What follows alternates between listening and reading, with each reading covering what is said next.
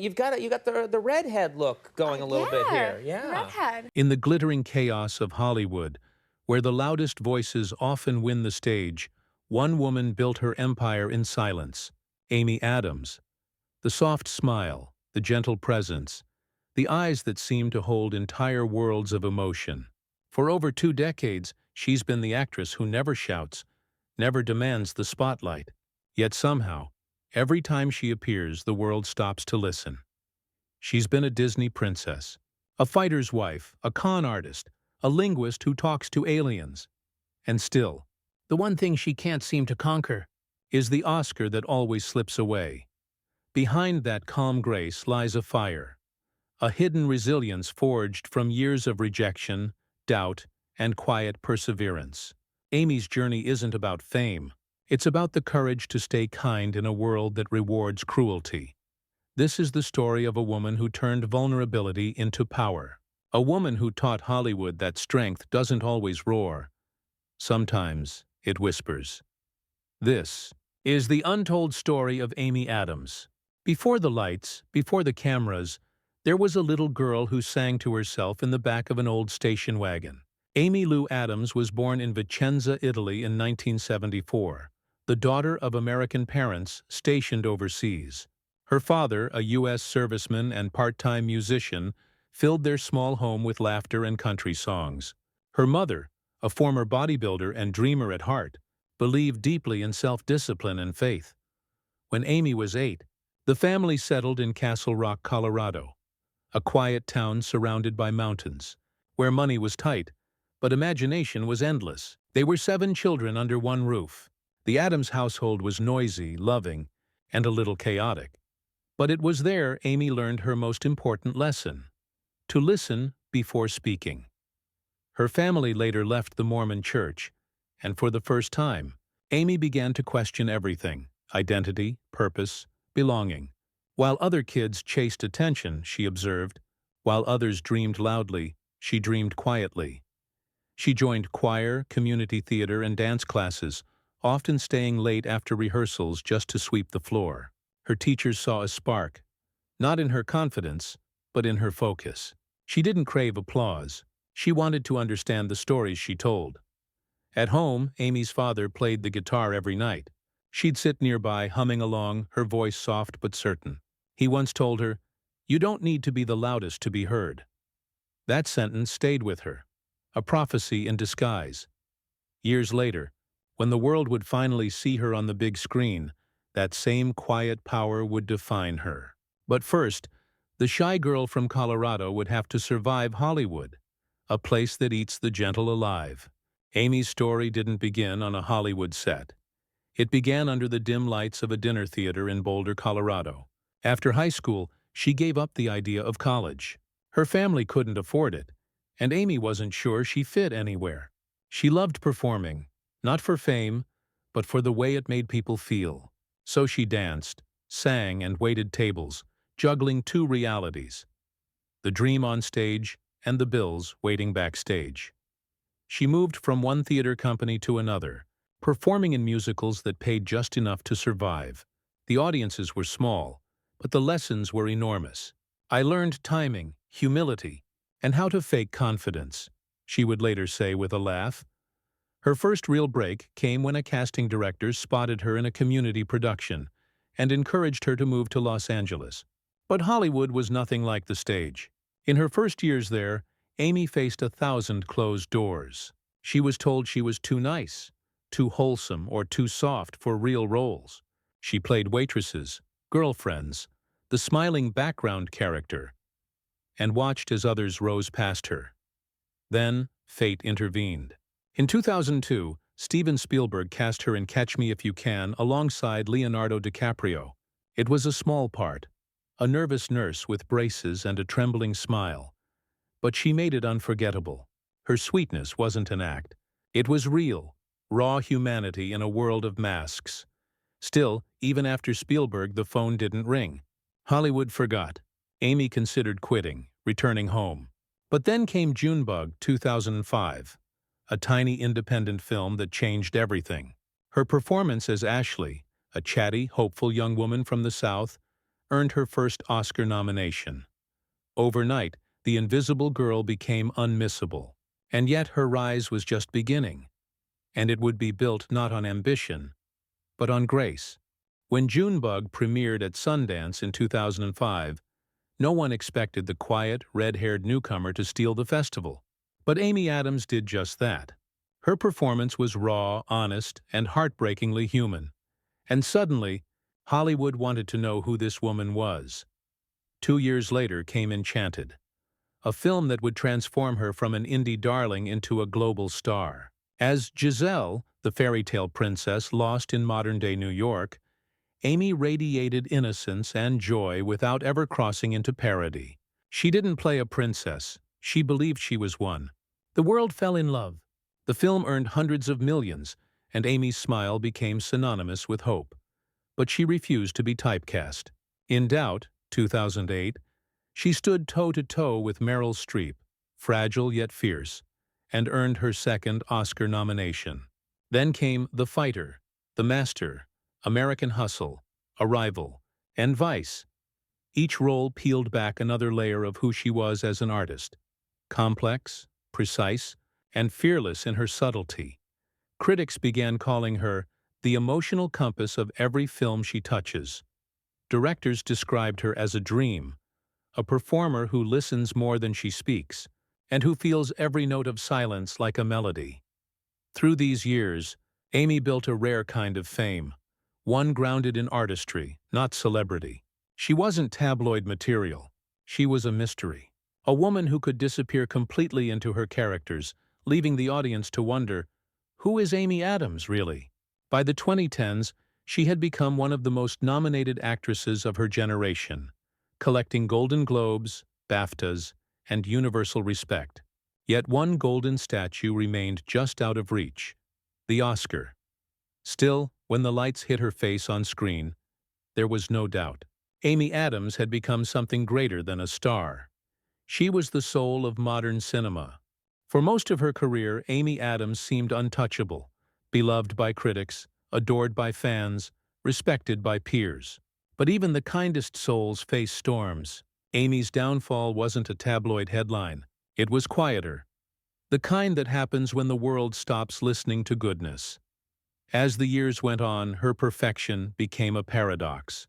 Some critics began to call her too safe, too pure, too quiet for a generation of loud performers. In an industry obsessed with noise, Amy's silence became a disadvantage. Projects like Big Eyes and Hillbilly Elegy faced harsh reviews. For the first time in years, her name, once synonymous with excellence, was linked to disappointment. The media turned cruel, labeling her as Oscar's eternal runner-up. Each award season brought the same story.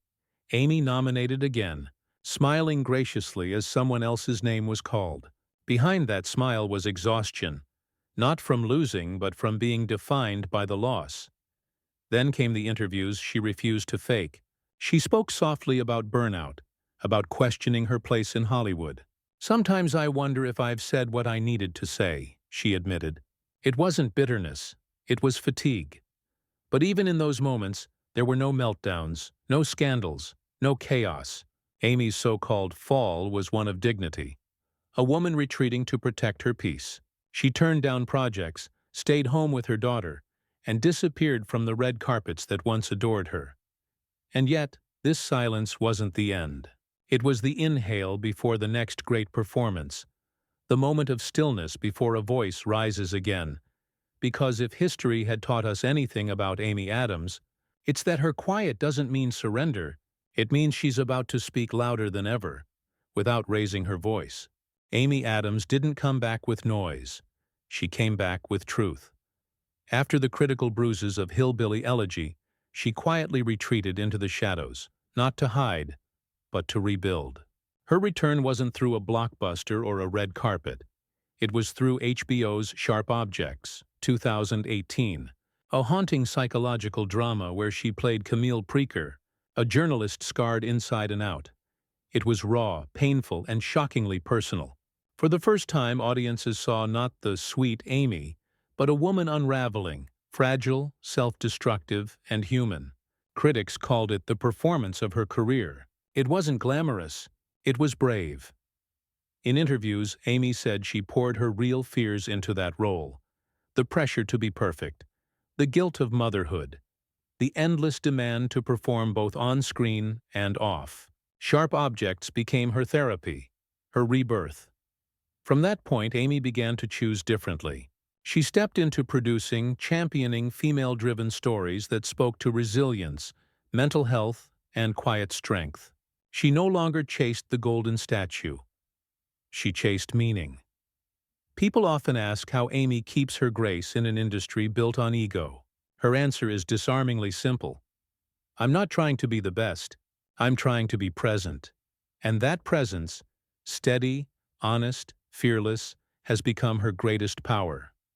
Amy's redemption wasn't about erasing failure. It was about embracing it. She learned that reinvention isn't changing who you are. It's remembering who you've always been. The world had seen her play dreamers, warriors, and angels, but in Sharp Objects, for the first time, she played herself, and Hollywood finally understood. Amy Adams didn't need saving. She was the redemption story all along. In a town built on noise, Amy Adams became a legend through silence. She never needed scandals, feuds, or reinventions of persona. Her work was the story. Over the span of 2 decades, she has collected 6 Oscar nominations, 2 Golden Globes, and countless other honors. But numbers can't measure what she's truly given to cinema. Amy redefined what it means to act, not by commanding attention, but by inviting empathy. Her performances are studies in emotional precision. A glance, a breath, the smallest tremor of her voice. These became her trademarks. Critics call her Hollywood's emotional chameleon. But her gift is something deeper. She doesn't just play characters, she absorbs them. Directors like David O. Russell, Denis Villeneuve, and Paul Thomas Anderson describe her as the rare kind of artist who can make the camera fall in love without asking it to. She's inspired a new generation, from Florence Pugh to Saoirse Ronan, who credit Amy for proving that femininity and strength can coexist quietly, powerfully, and truthfully. In an era where celebrity often overshadows craft, Amy stands apart, proof that art still matters, and authenticity still resonates. She may not have the Oscar yet, but legacy isn't a trophy. It's the way your work changes people long after the applause fades. And in that sense, Amy Adams has already won, not just in Hollywood, but in the hearts of everyone who ever believed in the quiet power of emotion. Away from the flashing cameras and golden statues, Amy Adams is not a movie star. She's a mother, a wife, and a woman who still calls herself a work in progress. At home, in Los Angeles, she lives quietly with her husband, artist Darren Legallo, and their daughter Aviana. Their life is intentionally ordinary. School drop-offs, family dinners, painting sessions in the backyard. "I love the normal stuff," Amy once said. "It reminds me who I am when the world forgets." She's often described as humble, but humility isn't her act, it's her armor. She still gets nervous before auditions. She still doubts herself after every performance. But she's learned to embrace that uncertainty. "Fear just means I care," she says softly. Over time, her focus shifted from recognition to connection.